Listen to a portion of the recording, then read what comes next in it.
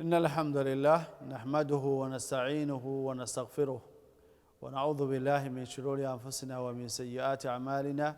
من يهده الله فلا مضل له ومن يضلل فلا هادي له، وأشهد أن لا إله إلا الله وحده لا شريك له، وأشهد أن محمدا عبده ورسوله صلى الله عليه وعلى آله وأصحابه ومن تبعهم بإحسان إلى يوم الدين. أما بعد. Ndugu zangu wasikilizaji na watazamaji, assalamu alaikum wa rahmatullahi wa barakatuhu. Tunamshukuru Allah subhanahu wa ta'ala na kumhimidi na kumtakia rehma na amani mtume wake Muhammad sallallahu alaihi wasallam, yeye na ali zake na masahaba zake na yoyote atakayemfuata njia yake mtume Muhammad sallallahu alaihi wasallam mpaka siku ya kiyama. Tunamuomba Mwenyezi Mungu mwenye rehema nyingi na amani atuweke katika waja wake ambao watamfuata mtume Muhammad sallallahu alaihi wasallam katika mafundisho yake na mwenendo wake na imani yake na matendo yake mazuri mpaka siku ya kiyama. Allahumma amin. Ndugu zangu, kama tunavyojulikana kwamba tunaenda mbele na kuitazama vipi Muislamu anapaswa aishi katika mwezi wa Ramadhani. Leo tutayazungumzia vipi muumini anaikaribisha Ramadhani. Vipi muumini anaingia katika Ramadhani? Anaingia katika hali gani? Ndugu zangu watazamaji na wasikilizaji, ni kwamba Mwenyezi Mungu katika mapenzi yake aliyoyapenda wanadamu, kama tunavyolidia mara kwa mara kwamba Mwenyezi Mungu ametupenda sana, kwa kutupenda akatuwekea katika nyakati ambazo tunafaidika nazo.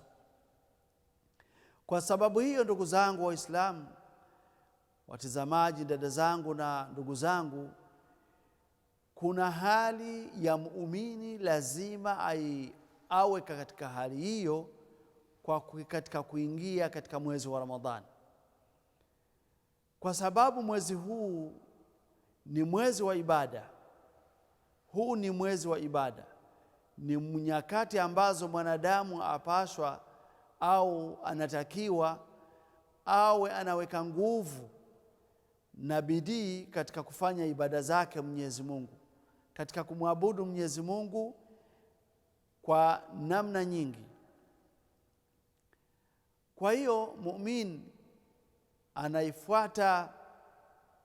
anaikaribisha Ramadhani au anaingia ndani ya mwezi wa Ramadhani, kwanza kabisa akiwa ameisha nyoosha nyoyo zake, anakuwa na mapenzi na pupa la kufikia uzuri wa mwezi wa Ramadhani. Alhubbu wa taa ni kwamba anatakiwa awe ana mapenzi ya kuifikia Ramadhani, ana furaha za kuifikia Ramadhani, na kuwa kabisa amekuwa imara wa kuabudu Mwenyezi Mungu vilivyo. Maana ibada tuliyoyazungumzia mwanzo katika vipindi vyetu vilivyotokea ni kwamba ni kumcha Mwenyezi Mungu katika kuyafanya yale ambayo anayaamrisha na kuyakataa au na kuyaacha yale ambayo anayakataza Mola wako. Haya mambo yanazidi katika mwezi wa Ramadhani. Katika mwezi wa Ramadhani yanazidi vipi? Kutokana na hadithi ya Mtume Muhammad sallallahu alaihi wasallam iliyozungumziwa na Abu Huraira tuliyoona mwanzo katika Sahihain, anasema idha jaa Ramadhan, inapoingia Ramadhan, futihat abwabul janna, milango ya pepo hufunguliwa. Kwa riwaya nyingine ambayo iko kwenye Abu Daud, anasema walam yughlaq ahad, anaongezea jambo kwamba haufungi mlango. Ikishafunguliwa katika mwanzo kabisa usiku wa Ramadhani, milango ya pepo hufunguliwa. Kwa nini milango ifunguliwe? Ni kwamba maana ya milango kufunguliwa ni kwamba milango ya kheri imeishafunguliwa, milango ya kufanya na kuzidisha ibada imeishafunguliwa. Kwa mwanadamu wakati wa Ramadhani inakuwa hana tena wakati wa kulala, hana wakati tena wa kucheza, hana wakati tena wa kuzubaa, bali ni kuitekeleza, kupata maripo na kupata mazuri ya mwezi wa Ramadhani. Kwa hiyo inafunguliwa katika ibada zote, yani mwanadamu anafunguliwa milango ya pepo ili afanye kila la kheri. Anasema Sheikh Muhammad ibn Salih al-Uthaymeen, anasema kwamba katika wakati usiku huu inakuwa baraka za Mwenyezi Mungu zinamwagika katika dunia zima. Kwa hiyo anakuwa ameisha filisika yule ambaye hizi baraka hazimfikii, kama alivyosema Mtume Muhammad SAW kwamba raghima anfun, amepata hasara, amehasirika, amepata hasara mara 3. Wakamuuliza, mani ya Rasulullah, ni nani huyo amepata hasara? Akasema, man adraka Ramadan, ni yule ambaye amekutwa na mwezi wa Ramadhani akiwa hai, akiwa mzima, mwenye akili, yuko huru, walam yughfar lah, ikawa hajasamehewa madhambi, bimaana hajapata uzuri wa Ramadhani. Subhanallah, tunaomba Mwenyezi Mungu atupe uzuri wake na atupe kuwa imara katika mwezi huu. Mwenyezi Mungu atufikishe katika mwezi wa Ramadhani na atuwezeshe kuwa ni wenye kufunga. Sasa muumini anaingia katika Ramadhani, anaikaribisha Ramadhani kwa mapenzi na pupa ya kupenda kufikia, na pupa la kupenda kuingia katika mwezi wa Ramadhani, na pupa la kufanya ibada, kusikiliza, labda anaona hajafanya lolote, anaweka nguvu na bidii, ili kama alikuwa katika miezi ya mbele alikuwa ameghafirika kidogo na mambo mengi ya hali ya dunia, labda ameghafirika na vifanya biashara, labda ameghafirika na michezo, labda ameghafirika na mambo mengi tu kama mwanadamu anakuwa ana kasoro fulani katika mambo ya kumtii na kufanya ibada zake Mola wake za Mola wake anazomtimiza. Ikiwa katika mwezi wa Ramadhani anakuwa amekuwa imara, anakataa, yani anayapuuza na anayaweka kando yale mambo alikuwa akifanya sana katika miezi ambayo akiingia katika Ramadhani anajiepusha na mambo hayo. Kwa hiyo mwanadamu au muumini mzuri anaikaribisha Ramadhani, la kwanza kabisa katika upendo na furaha. Upendo na furaha. Kwa sababu gani? Kwa sababu Mwenyezi Mungu hakutuwekea funga hii iwe ni adhabu kwetu. La yuridu bikum al-usr, yuridu bikum Allah subhanahu wa ta'ala anasema yuridu bikum al-yusra wala yuridu bikum al-usra. Kwa hiyo Mwenyezi Mungu atutakia wema, atutakia wepesi, atutakia maghfira, atutakia rehema zake, atutakia mambo mengi, bal atutakia baraka katika mambo ambayo tunayafanya katika uhai wetu. Kwa hiyo mambo haya yote mazuri ambayo yamewekwa katika mwezi wa Ramadhani, ndugu zangu, dada zangu, yabidi tuyafikirie sana na tuyadhamini sana na tuyatafute sana. Kwa hiyo mwanadamu muumini mzuri anaingia katika mwezi wa Ramadhani akiwa na furaha, akiwa na upendo, akiwa na nguvu kabisa za imara kuweza kufanya ibada nyingi. La pili, mwanadamu anaikaribisha au anaingia katika mwezi wa Ramadhani kwa kuifanya suna ya kula daku.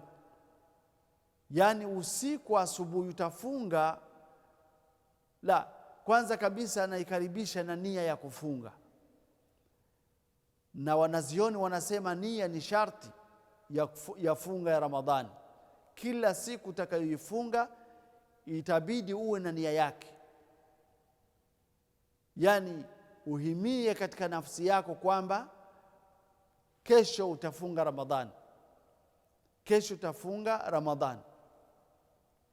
So sio kuyatamka, la, nia haitamkwi, nia inakuwa ndani ya moyo. Nia ikuwa ndani ya moyo, unafikiria na unaweka azima kwamba kesho utafunga. Hii inaendana na yale mapenzi ambayo tunazungumza, kupenda, furaha na nguvu za kuonyesha kwamba hii ibada utaifanya vizuri sana kwa kuyatekeleza na kuyafikiria na kuyataka mema ambayo Mwenyezi Mungu ameyaweka au ameyaandaa ndani ya mwezi wa Ramadhani kwa yule ambaye atakaye tui na kufanya mema katika mwezi huu wa Ramadhani. Sasa la pili ndio hilo la kuamkia unakula daku, usiku unakula daku. Ndugu zangu, kuna wengi ndani ya watu, ndani ya Waislamu hawapendi kufanya hii suna, hawapendi kufanya hii ibada ambayo ni ya kula daku. Kula daku, ndugu zangu, haina maana kwamba upike chakula uweke sahani nzima, yani ukule lazima hata ukose na pumzi. La, kula daku ni kutengeneza tu hata angalau kidogo, hata angalau kidogo. Mtume Muhammad sallallahu alaihi wasallam amesema hata angalau tende moja, tumia hata tende moja, lakini uonekane kwamba umekula daku. Mwenyezi Mungu, Mtume Muhammad sallallahu alaihi wasallam amesema kwamba kuna mambo matano aliyopewa umma wake hayajapewa katika umma wengine waliopita. Na wakati Mwenyezi Mungu akituambia kwamba kutiba alaykumus siyam kama kutiba ala alladhina min qablikum la'allakum tattaqun, Mwenyezi Mungu anasema kwamba mmealikwa au mmewekewa funga ya Ramadhani kama ilivyoalikwa kwa waliotangulia. Watu waliotangulia na wao walikuwa wakifunga, walikuwa wakamilishwa funga yao, lakini funga yao ilikuwa tofauti na funga ya ummati Muhammad sallallahu alaihi wasallam. Kwa hiyo funga ya ummati Muhammad sallallahu alaihi wasallam inakuwa ni bora zaidi kuliko funga za watu wengine. Sasa Mtume Muhammad sallallahu alaihi wasallam anasema kwamba mawake wamepewa mambo matano ambao hayakupewa umma wengine ambao waliotangulia. Ndani ya mambo hayo matano akasema kwamba nimepewa kuamka kula daku ashur. Naam, kacha tupate kidogo pumuzi ili turudi tena.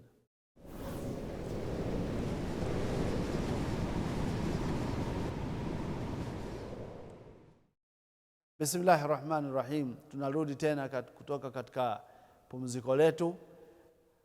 Tukiendelea, tulikuwa tumeingia katika hadithi ya Mtume Muhammad sallallahu alaihi wasallam. Anasema kwamba iko katika sahihain, Mtume Muhammad sallallahu alaihi wasallam anasema tasaharu, kuleni daku, fa inna fi suhuri baraka, kwa sababu katika kula daku kuna baraka. Kwa hiyo unaingia funga na kupata baraka ya kula daku. Sasa si vizuri mwanadamu Muislamu mzuri kupuuza daku, si jambo la kupuuza. Amka angalau utumie hata glasi ya maji, hata kombe la maji, hata kombe la maziwa au chakula au chochote uwezacho, lakini uonekane kwamba umekula daku. Kula daku ni katika ibada ambazo zinafanyika katika mwezi wa Ramadhani, zinafanyika sana. kwa sababu hii daku inakuwezesha kufunga asubuhi ukiwa uko imara, ukiwa uko una nguvu za funga. Kwa hiyo ndugu zangu, jambo la kuingia katika mwezi wa Ramadhani, tunaingia na mambo ya ibada kama hayo.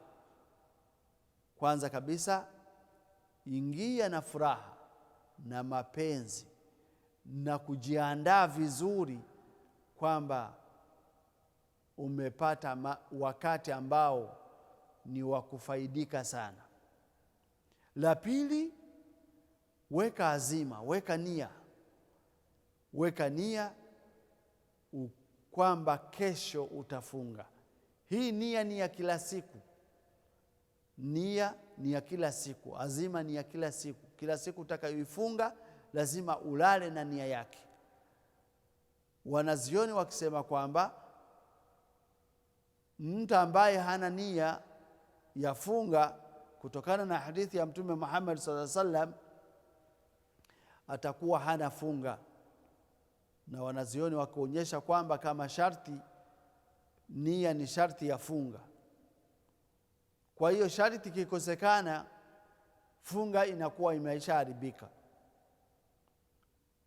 Sasa uzuri unauona kwamba unaingia na furaha katika kufurahia mwezi huu, sio kunungunika kwamba hii ni wakati sasa njaa sijui itafanya nini, unalegea. La, hiyo tutakuja kuiona katika adabu za mtu aliyefunga.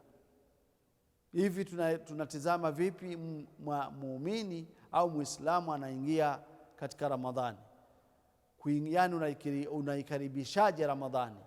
Ramadhani unaikaribisha katika kuwa unaifurahia, yani furaha, mgeni unamfurahia, furaha ambazo zinakusababisha wewe uwe ni mwenye kujiandaa na kuweka nguvu na bidii katika kumwabudu Mwenyezi Mungu. Sasa katika ibada hizo, ya kwanza kabisa ni kutimiza sharti yake, kwamba sharti yake ni kuwa na nia, kuweka nia azima kwamba asubuhi nitaanza funga ya Ramadhani, siku yangu ya kwanza. Kama nilivyotangulia kwamba hii nia inaendelea, ni kila siku utakayofunga lazima uwe na nia. Funga ambayo haina nia itakuwa ni batil, haitokubaliwa. La tatu, utakula daku. Kula daku tumeona kwamba ni mtu ambaye Mtume Muhammad sallallahu alaihi wasallam ametuambia kwamba kuleni daku, kwa sababu katika kula daku kuna baraka, na unachokihitaji katika mwezi wa Ramadhani ni baraka nyingi. La nne, katika kuikaribisha Ramadhani ni kuingia na funga, yani kuamkia asubuhi umefunga. Ndugu zangu, kufunga isiwe ni kujiziwia chakula na vinywaji na kukutana na mke wako peke yake. La,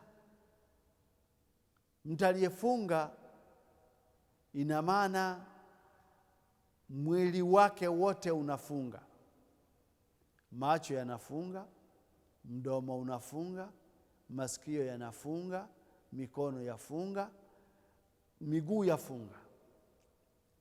Kwa hiyo unajikuta we mtu yote, yani mtu kamili yote ameshafunga.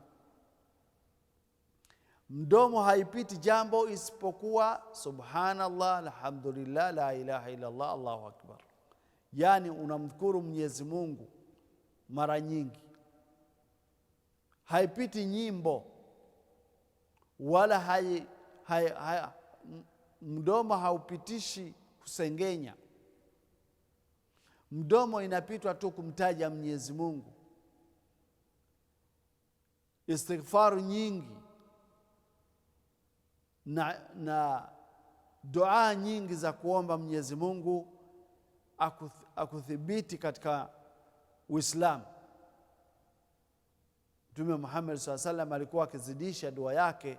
Inasemekana kutokana na Aisha radhiyallahu anha katika hadithi ambayo inapatikana kwenye sahihi Muslim kwamba Mtume Muhammad sallallahu alaihi wasallam alikuwa akizidisha neno Allahumma ya muqallib alqulubi thabbit qalbi ala dinik.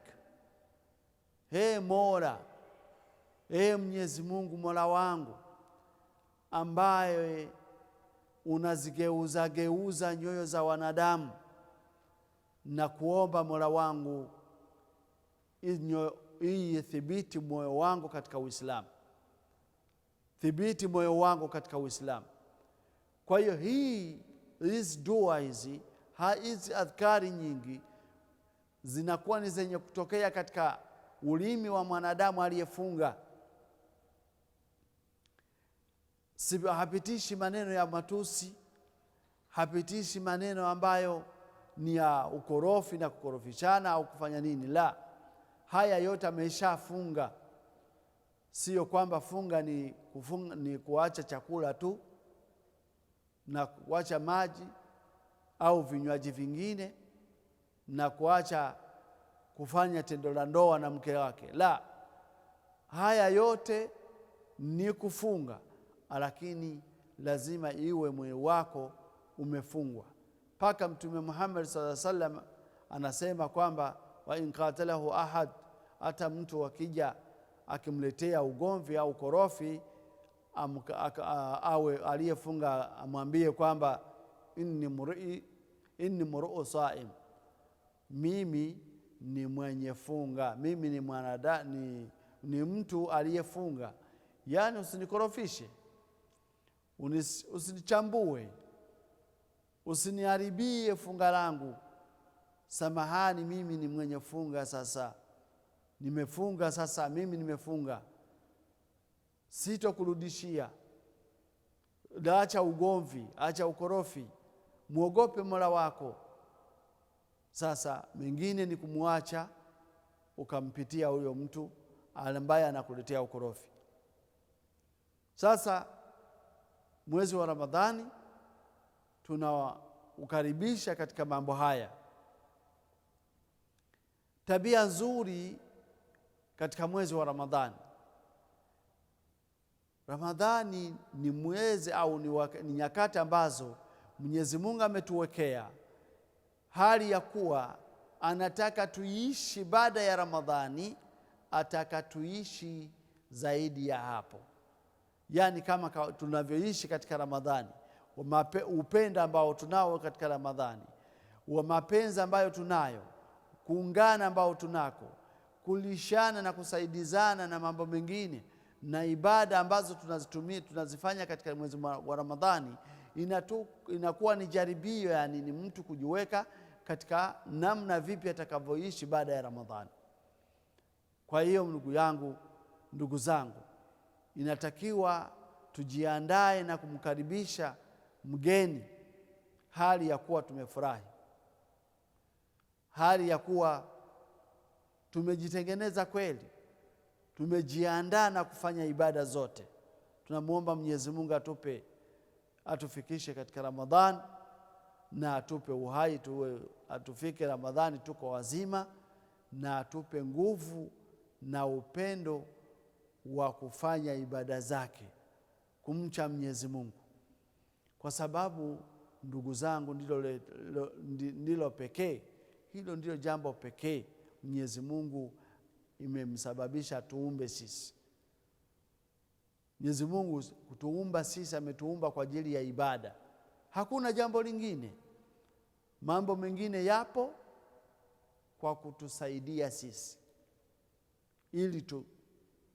ili tuweze kuishi katika hii dunia, tuishi katika hali ambayo inatuwezesha kumwabudu vizuri Mwenyezi Mungu.